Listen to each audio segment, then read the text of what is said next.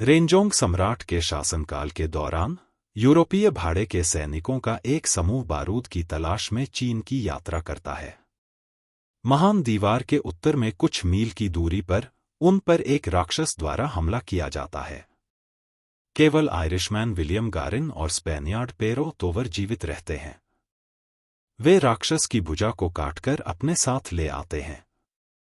दीवार पर पहुंचने पर उन्हें जनरल शाओ और रणनीतिकार वांग के नेतृत्व में नामहीन आदेश द्वारा बंदी बना लिया जाता है। नामहीन आदेश ताओ टाई से लड़ने के लिए मौजूद है, विदेशी राक्षस जो उल्कापिंड से आए थे और हर 60 साल में एक बार हमला करते हैं। 7 राक्षसों के पहले हमले से ऑर्डर के कमांडर हैरान हैं, जो 1 सप्ताह पहले हुआ था। कुछ ही समय बाद ताओ टाई का एक गिरोह दीवार पर हमला करता है।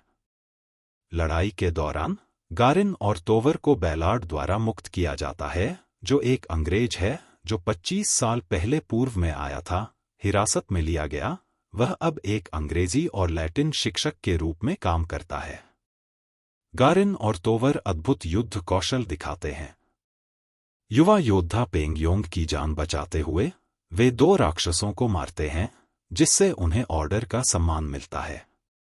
राक्षसों की रानी द्वारा हमले को रोकने से पहले दोनों पक्षों को भारी नुकसान उठाना पड़ता है।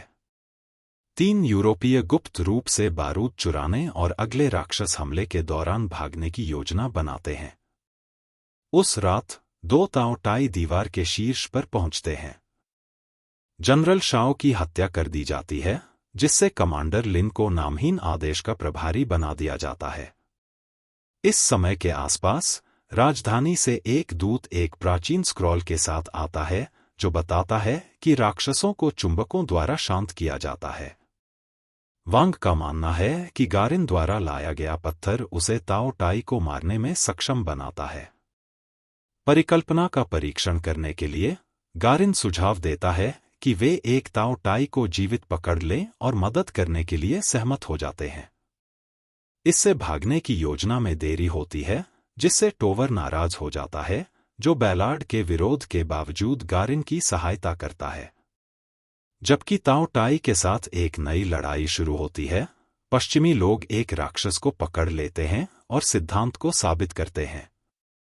हालांकि शाही दूत प्राणी का दावा करता है और उसे सम्राट को पेश करने के लिए राजधानी ले जाता है। यह पता चलता है कि पिछले हमले ध्यान भटकाने के लिए किए गए थे, ताकि ताओ टाई दीवार के आधार पर एक सुरंग खोद सके। जब लिन जांच कर रहा होता है, तोवर और बैलार्ड काला पाउडर चुराकर भाग जाते हैं और उन्हें रोकने की कोशिश करने वाले गारिन को बेहोश कर देते हैं। गारिन को उसके स्पष्ट विश्वासघात के लिए नामहीन आदेश द्वारा गिरफ्तार कर लिया जाता है और दीवार में बंद कर दिया जाता है। कुछ दूर पर बैलार्ड धोखा देता है और तोवर को छोड़ देता है। बाद में बैलार्ड को डाकुओं द्वारा पकड़ लिया जाता है, जो गलती से पाउडर को जला देते हैं, जिससे पश्चिमी और वे दोनों मारे जाते हैं। राजधानी में दूत बंदी ताओ टाई को सम्राट के सामने पेश करता है। प्राणी जाग जाता है और अपनी रानी को अपनी स्थिति बताता है, जो ताओ टाई को हमला करने का संकेत देती है। आदेश राजधानी की ओर भागता है। लिन गर्म हवा के गुब्बारों का उपयोग करने का आदेश देता है और जाने से पहले गारिन को मुक्त कर देता है। वांग उसे बाहरी दुनिया को चेतावनी देने के लिए कहता है, लेकिन गारिन पेंग और वांग के साथ आखिरी गुब्बारे पर चढ़ जाता है। वे लिन को निगल जाने से बचाने के लिए ठीक समय पर पहुंचते हैं। वे सम्राट के महल में उतरते हैं, जहां वांग ने पकड़े गए ताओ टाई पर विस्फोटक बांधकर और उसे रानी को देने के लिए मांस देकर रानी को मारने का प्रस्ताव रखा। साइट के पास पहुंचने पर ताओ टाई की भीड़ ने बैंड पर हमला कर दिया और पेंग ने दूसरों को बचाने के लिए खुद को बलिदान कर दिया। ताओ टाई को छोड़ने के बाद लिन और गारिन एक टॉवर पर चढ़ जाते हैं, ताकि गारिन एक तीर से विस्फोटकों को उड़ा सके। वांग ने लिन और गारिन को ऊपरी मंजिलों तक पहुंचने के लिए समय खरीदने के लिए खुद को बलिदान कर दिया।